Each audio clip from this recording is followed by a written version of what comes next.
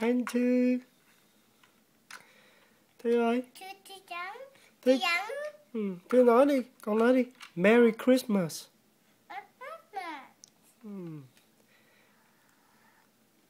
Con nói đi. Merry Christmas.